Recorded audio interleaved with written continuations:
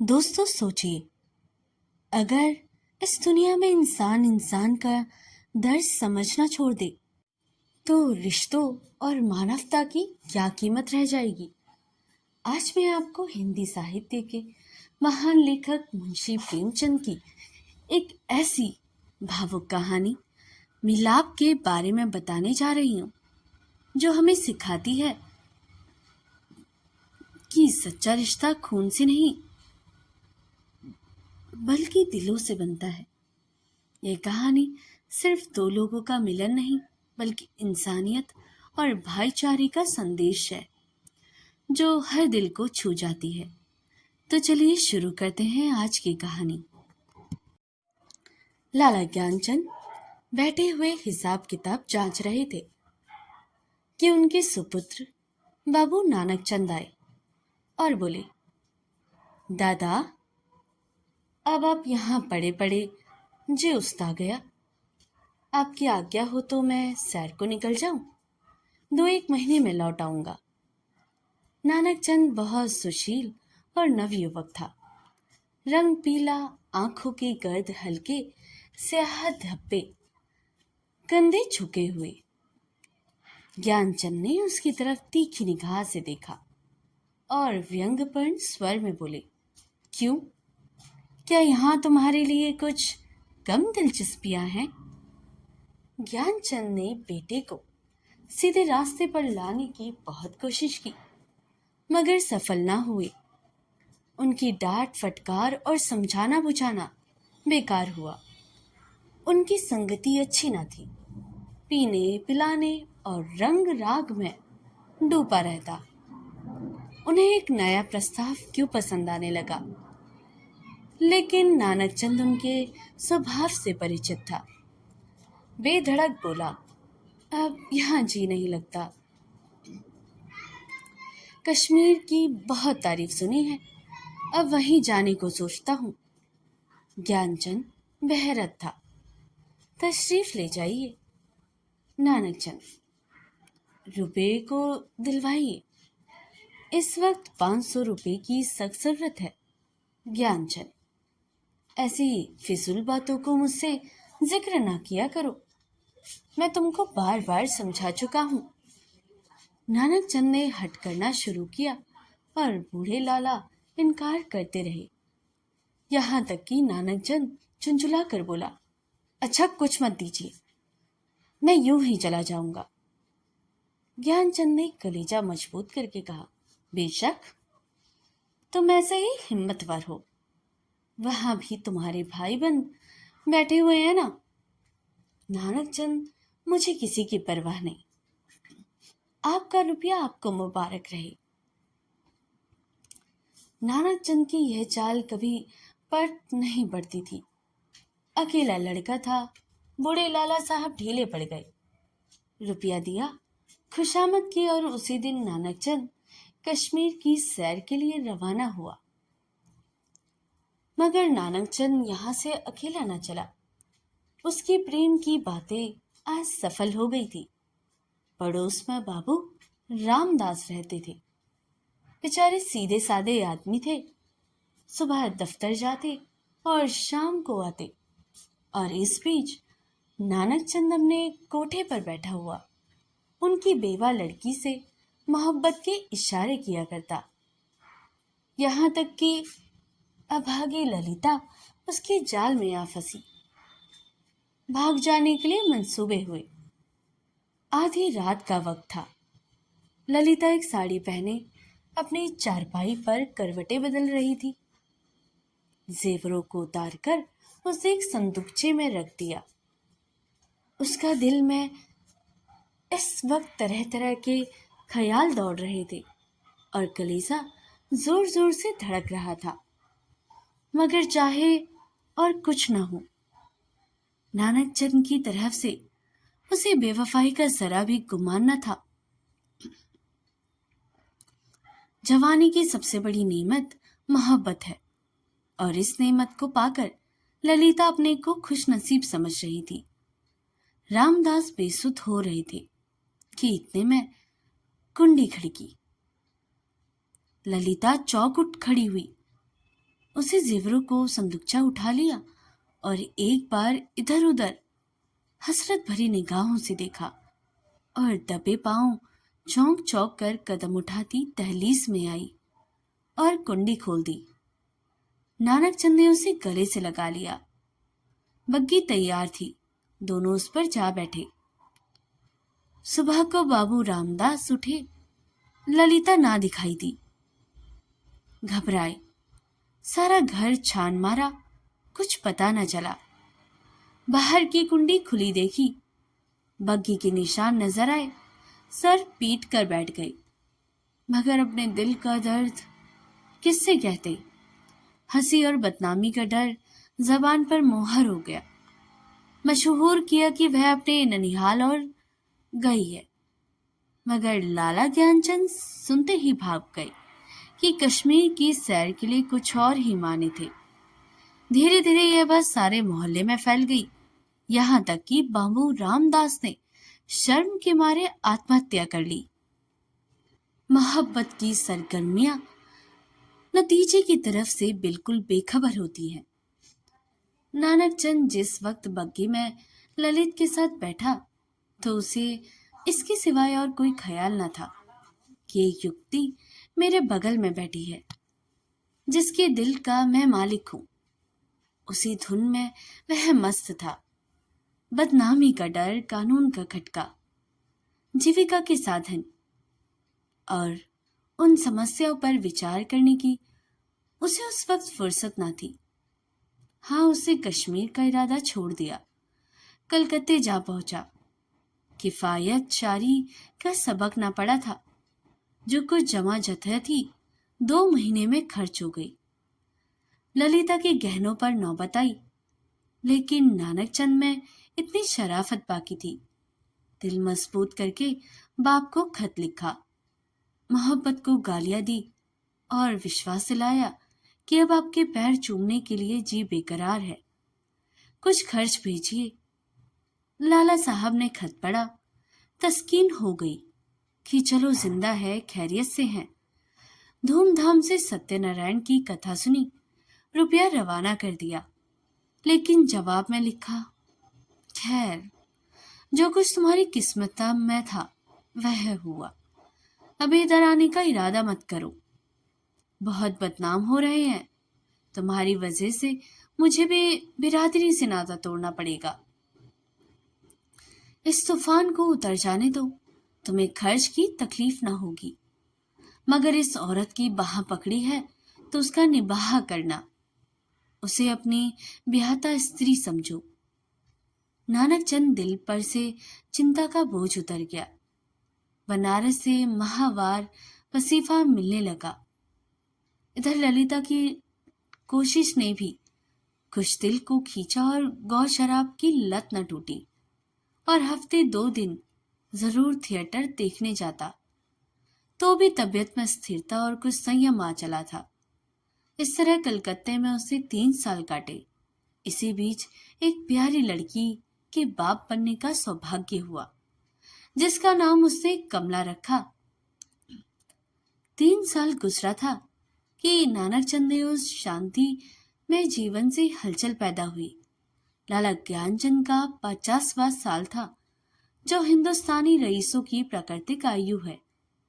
उनका स्वर्गवास हो गया और जो ही यह खबर नानक चंद को मिली, वह ललिता के पास जाकर चीखे मार मार कर रोने लगा।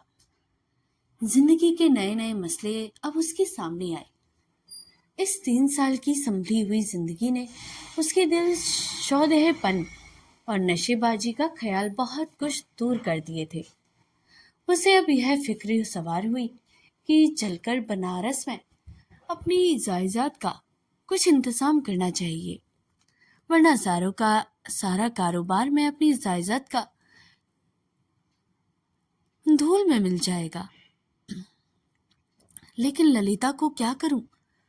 अगर इसे वहां लिए चलता हूं तो 2-3 साल की पुरानी घटनाएं ताज़ी हो जाएंगी और फिर एक हलचल पैदा होगी जो मुझे हुक्काम और हमजोरिया में जलील कर देगा।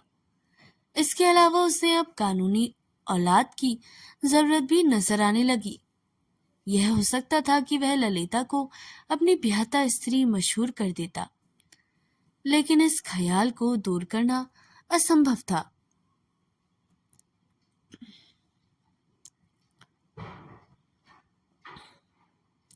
उसे भगाया है। ललिता ने नानकचंद को, अब वह मोहब्बत न थी जिसमें दर्द होता है और बेचैनी होती है। अब एक साधारण पति था जो गले में पड़े हुए ढोल को पीटना ही अपना धर्म समझता है, जिसे बीबी की मोहब्बत उसी वक्त याद आती है जब वह बीमार होती है और उसमें अजरत की कोई बात नहीं है। अगर जिंदगी की नई नई उमंगों ने उसे उकसाना शुरू किया, मसूबे पैदा होने लगे जिनका दौलत और बड़े लोगों के मेलजोल से संबंध है। मानव भावनाओं की यही साधारण दशा है। नानकचंद अब मजबूत इराई के साथ सोचने लगा कि यहाँ से क्यों कर भागूं। अगर लज्जातक लेकर जाता हूं तो 2-4 दिन में सारा पर्दाफाश हो जाएगा। अगर हिला किए देता हूं तो आज के तीसरे दिन ललिता बनारस के मेरे सर पर सवार होगी और कोई ऐसी तरकीब निकालूं कि इन सभी संभावनाओं से मुक्ति मिले। सोचते सोचते उसे आखिर एक तजुर्बा आया सूझी। वह एक दिन शाम को दरिया के सैर का बहाना करके चला और रात को घर पर न आया। दूसरे दिन सुबह को एक चौकीदार ललिता के पास आया और उसे थाने में ले गया। ललिता हैरान थी कि क्या माजरा है। दिल में तरह तरह की दुश्चिंताएं पैदा होने लगी थी। वहां जाकर जो कैफियत देखी वो दुनिया की आंखों से अंधेरी हो गई। नानकचंद के कपड़े खून में से तरबतर पड़े थे। उसकी वही सुनहरी घड़ी, वही खूबसूरत छतरी, वही रोशनी साफा, सब एक वहां मौजूद था। जेब में उसके नाम के छपे हुए कार्ड थे। कोई संदेश न रहा कि नानकचंद को किसी ने कत्ल कर डाला। 2-3 हफ्ते तक थाने में तहकीकातें होती रही और आखिरकार खूनी का नाम पता चल गया। पुलिस वाले के अफसरा को बड़े बड़े इनाम मिले। इसको जासूसी का एक बड़ा आश्चर्य सबक समझता था, मगर इधर तो गरीब बेगुनाह खुली सूली पर चढ़ा हुआ है और वहां बनारस में नानकचंद की शादी रचाई जा रही थी। लाला नानकचंद की शादी एक रईस घराने में हुई और अब धीरे धीरे वही पुराने उठने बैठने वाले आने शुरू हुए। फिर वही मजलिसें जमी और फिर वही सागर और मीना के दौरे चलने लगे। संयम का कमजोर अहाता इन विषय वासना के बटमारों को रोक न सका। हाँ, अब इस पीने पिलाने में कुछ पर्दा रखा जाता है और ऊपर से थोड़ी सी गंभीरता बनाए रखी जाती है। साल भर इसी बहार में गुजरा नवेली बहू घर में कुड़ कुड़ कर मर गई। तपेदिक ने उसका काम तमाम कर दिया। तब दूसरी शादी हुई, मगर इस स्त्री में नानकचंद की सौंदर्य प्रेमी आंखों के लिए कोई आकर्षण न था। इसका भी वही हाल हुआ। कभी बिना रोए और मुंह से नहीं दिया। 3 साल में चल बसी। अब तीसरी शादी हुई और यह औरत बहुत सुंदर थी, अच्छी आभूषणों से सुसज्जित। उसे नानकचंद के दिल में जगह कर ली। एक बच्चा भी पैदा हुआ था। नानकचंद गृहस्थिक आनंदों से परिचित होने लगा। दुनिया के नाते रिश्तों अपनी तरफ खींचने लगे, मगर प्लेग के लिए ही सारे मसूबे धूल में मिला दिए। प्रति प्राणा स्त्री मरी। 3 बरस का प्यारा लड़का हाथ से गया और दिल पर ऐसा दाग छोड़ गया जिससे कोई मरहमत न था। उच्च श्रृंखला भी चली गई। अय्याशी का भी खात्मा हुआ। दिल पर रंजो गम छा गया और तबीयत संसार से विरक्त हो गई। जीवन की दुर्घटनाओं में अक्सर बड़े महत्व के नैतिक पहलू छुपे हुए करते हैं।